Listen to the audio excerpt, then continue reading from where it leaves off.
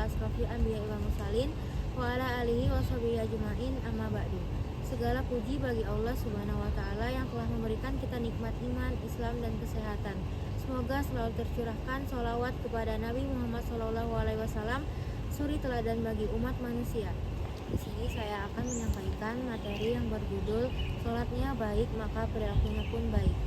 Perkenalkan, nama saya Afifah Akunisha dengan NIM 1040225300016 dari kelas AK4907 Fakultas Ekonomi dan Bisnis jurusan Akuntansi.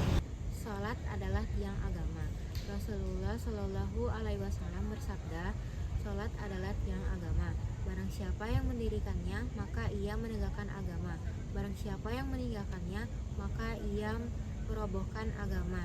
Hadis riwayat Baihaqi. Sholat bukan hanya sekedar gerakan tubuh dan bacaan, melainkan komunikasi seorang hamba kepada Allah Subhanahu wa taala. Sholat yang benar dan khusyuk dapat memberikan pengaruh terhadap perilaku seseorang dalam kehidupan sehari-hari. Selain itu, sholat adalah cara untuk menenangkan hati. Ketika seseorang merasa stres, gelisah, ataupun terbeban masalah, Allah memberikan solusi untuk sholat. Di dalam sholat terdapat rukun sujud. Sujud merupakan posisi hambanya paling dekat dengan Tuhannya. Disitulah hambanya bisa menangis, memohon, dan meluapkan isi hati.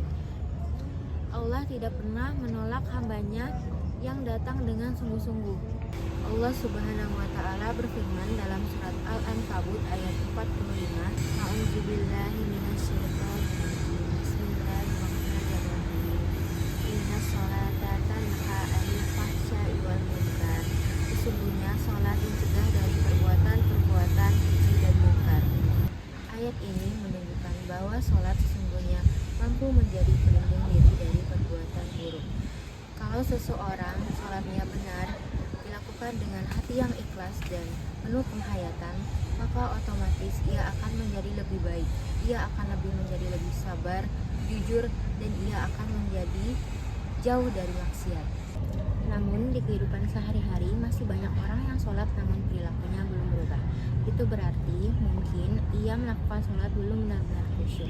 Padahal sholat itu membentuk karakter yang baik, tenang, berakhlak mulia, dan disiplin.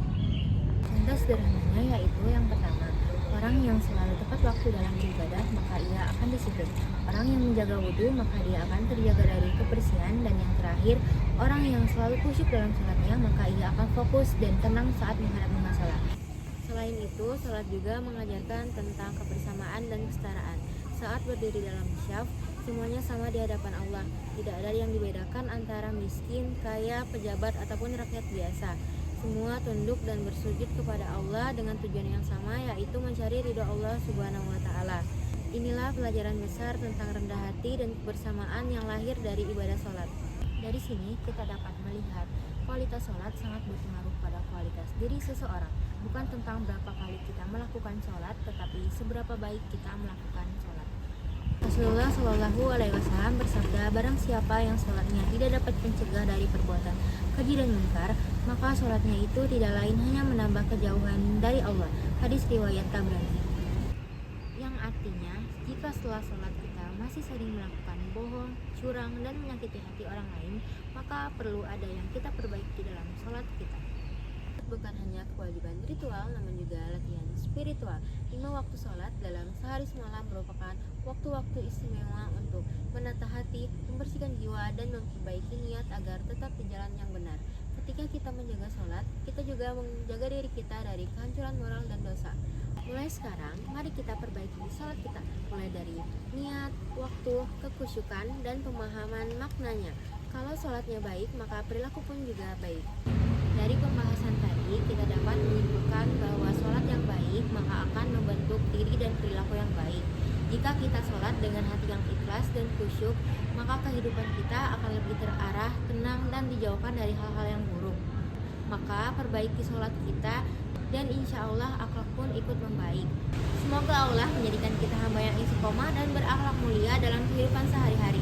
Inilah penyampaian dari saya. Apabila ada salah kata, saya mohon maaf. Wabillahi taufiq wal hidayah. Wassalamualaikum warahmatullahi wabarakatuh.